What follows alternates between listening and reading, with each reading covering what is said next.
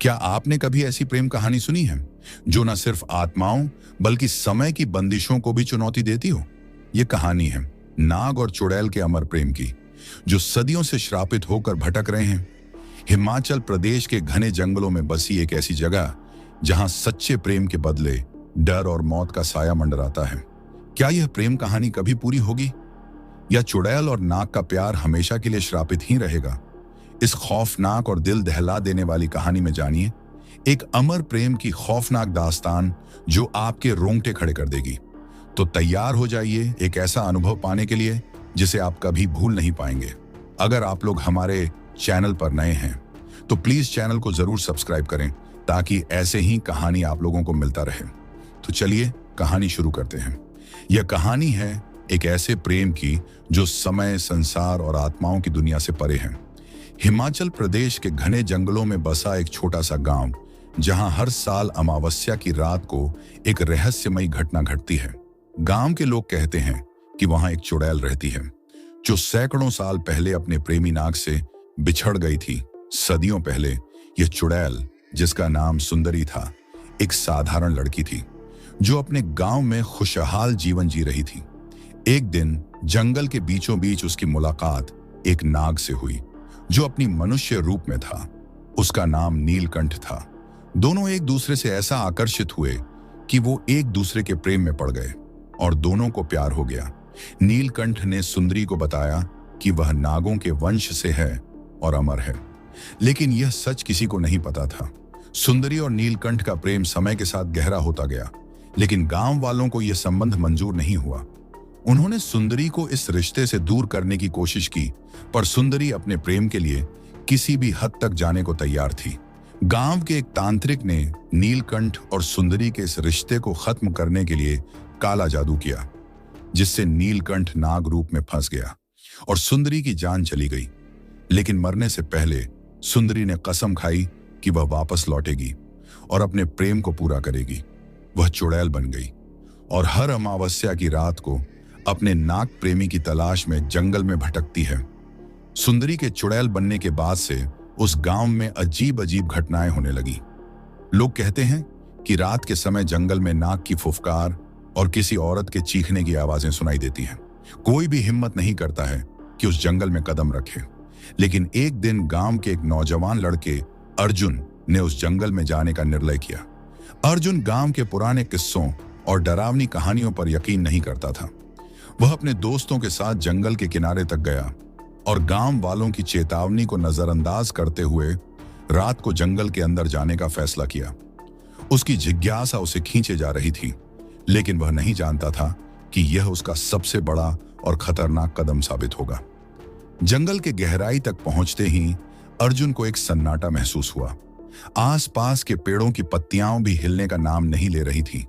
तभी अचानक उसे कहीं से फुफकारने की आवाज आई। वह ठिठक कर खड़ा हो गया और घने अंधेरे में से एक आकृति नजर आई जो एक नाग की थी, जिसकी आंखों में अजीब सी चमक थी। लेकिन इससे पहले कि अर्जुन वहां से भागने का सोचता, उसके सामने एक औरत प्रकट हुई जो हवा में तैर रही थी। वो वही चुड़ैल सुंदरी थी। सुंदरी की आवाज गूंज उठी और कहा, तुम कौन हो? क्यों आए हो मेरे जंगल में? अर्जुन का शरीर कांप रहा था, लेकिन उसने खुद को संभाला और कहा, मैं जानना चाहता हूं कि इस जंगल में क्या राज छुपा है। क्या यह सब सच है? सुंदरी हंसने लगी। सच? तुम्हें सच जानना है? तो देखो सच। सुंदरी ने अपनी आंखों के सामने हाथ फैलाए और अचानक अर्जुन के सामने एक दृश्य उभरने लगा। वह सैकड़ों साल पुराना समय देख सकता था, जब सुंदरी और नीलकंठ पहली बार मिले थे। उनका प्रेम, उनका दर्द और फिर वह श्राप जिसने उन्हें एक दूसरे से अलग कर दिया था। अर्जुन ने देखा कि सुंदरी का प्यार सच्चा था, लेकिन वह श्रापित होकर एक चुड़ैल बन गई और नीलकंठ भी नाग रूप में जंगल में भटक रहा था और दोनों की आत्माएं अमर प्रेम के बंधन में जकड़ी हुई थी।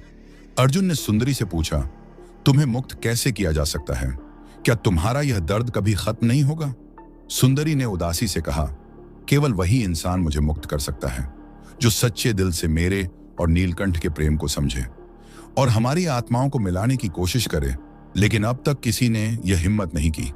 अब अर्जुन ने ठान लिया कि वह सुंदरी और नीलकंठ के प्रेम को पूरा करेगा और उन्हें इस श्राप से मुक्ति दिलाएगा। उसने सुंदरी से पूछा, मैं क्या कर सकता हूं? सुंदरी ने अर्जुन को एक पुरानी मणि के बारे में बताया जिसे गांव के तांत्रिक ने श्रापित कर दिया था। अगर वह मणि नाग के सिर पर रख दी जाए तो नीलकंठ अपने असली रूप में वापस आ सकता है और तब उनकी आत्माएं एक हो जाएंगी। अब अर्जुन के पास एक ही विकल्प था, उस मणि को ढूंढना और सुंदरी और नीलकंठ के अमर प्रेम को पूरा करना। अर्जुन ने सुंदरी से वादा किया कि वह उस श्रापित मणि को ढूंढेगा और उसे इस श्राप से मुक्ति दिलाएगा। लेकिन यह मणि गांव के सबसे पुराने और खतरनाक स्थान पर छिपी हुई थी, तांत्रिक की गुफा में, जहां काले जादू की गहरी ताकतें अब भी मौजूद थीं। उस गुफा तक पहुंचना अर्जुन के लिए आसान नहीं होने वाला था। अर्जुन अगले दिन गुफा की ओर चल पड़ा। रास्ते में जंगल के हर कोने से उसे अजीब सी आवाजें सुनाई दे रही थीं, जैसे कोई उसे रोकने की कोशिश कर रहा हो। अचानक उसे पेड़ों के बीच कुछ परछाइयां दिखाई दी। ये वही आत्माएं थीं जिन्हें तांत्रिक ने श्रापित करके कैद कर लिया था। वे अर्जुन को गुफा तक पहुंचने से रोकना चाहती थीं, क्योंकि अगर मणि वापस नाग के सिर पर रख दी जाती तो तांत्रिक की सारी ताकत खत्म हो जाती। लेकिन अर्जुन ने अपनी हिम्मत नहीं खोई। उसने गुफा के अंदर प्रवेश किया, जहां उसे गहरी अंधकारमय सुरंग मिली। वहां का माहौल बेहद भयानक था, जैसे कि हर ओर से डरावनी शक्तियां उसे निगलने के लिए तैयार हों। गुफा के अंत में उसे वह मणि दिखाई दी जो लाल चमक के साथ एक पत्थर के ऊपर रखी हुई थी। लेकिन जैसे ही अर्जुन मणि के पास पहुंचा, अचानक तांत्रिक की भयानक आत्मा प्रकट हो गई। उसने कहा, तुम मुझसे यह मणि छीन नहीं सकते। तांत्रिक की आत्मा ने गुस्से से कहा। उसकी आवाज गुफा की दीवारों से टकराकर गूंजने लगी। अर्जुन ने पीछे मुड़कर नहीं देखा। उसने अपने डर पर काबू पाते हुए मणि को उठा लिया और तेजी से गुफा से बाहर निकल आया। गुफा के बाहर पहुंचते ही उसे एहसास हुआ कि तांत्रिक की आत्मा उसका पीछा कर रही है। अर्जुन ने अपनी पूरी ताकत से दौड़ लगाई और सुंदरी और नीलकंठ के पास वापस आ गया। सुंदरी ने उसे देखकर कहा, तुमने यह कर दिखाया अर्जुन। अब हमें एक करना है जो सदियों से अधूरा है। अर्जुन ने मणि को नाग के सिर पर रखा और तुरंत ही एक अजीब सी रोशनी फैल गई। नीलकंठ का नाग रूप धीरे धीरे गायब हो गया और वह अपने असली इंसानी रूप में वापस आ गया। सुंदरी और नीलकंठ एक दूसरे के सामने खड़े थे, जैसे सदियों की जुदाई का अंत हो गया हो। उनके चेहरे पर शांति की एक अलग ही झलक थी। तांत्रिक की आत्मा, जो अभी भी अर्जुन के पीछे थी, वह चीखने लगी। उसकी सारी ताकत खत्म हो चुकी थी। वह तड़पते हुए वहां से गायब हो गई और जंगल में एक गहरी शांति छा गई। सुंदरी और नीलकंठ की आत्माएं अब मुक्त हो चुकी थीं। उन्होंने अर्जुन का धन्यवाद किया और हमेशा के लिए एक हो गए। तब अर्जुन ने महसूस किया कि उसने न केवल एक प्रेम कहानी को पूरा किया, बल्कि उन दोनों आत्माओं को शांति भी दिलाई जो सदियों से इस जंगल में भटक रही थीं। अर्जुन गांव वापस आ गया, लेकिन वह अब केवल एक साधारण इंसान नहीं था। वह अब एक ऐसी कहानी का हिस्सा था जिसने प्रेम, श्राप और मुक्ति की परिभाषा को नए स्याही से लिखा था। गांव के लोग उसे सम्मान की नजर से देखने लगे और अर्जुन की यह दास्तान अब सदियों तक याद की जाएगी। लेकिन क्या यह सच में अंत हो गया, या फिर कहीं एक और श्रापित प्रेम कहानी शुरू होने वाली है? तो दोस्तों, ये थी नाग और चुड़ैल की प्रेम कहानी। अगर आपको ये कहानी पसंद आई हो तो वीडियो को लाइक और शेयर करना ना भूलें और ऐसी ही और भी डरावनी और रहस्यमयी कहानियों के लिए चैनल को सब्सक्राइब जरूर करें। अगली बार मिलेंगे एक और खौफनाक कहानी के साथ। तब तक अपना ख्याल रखें। धन्यवाद।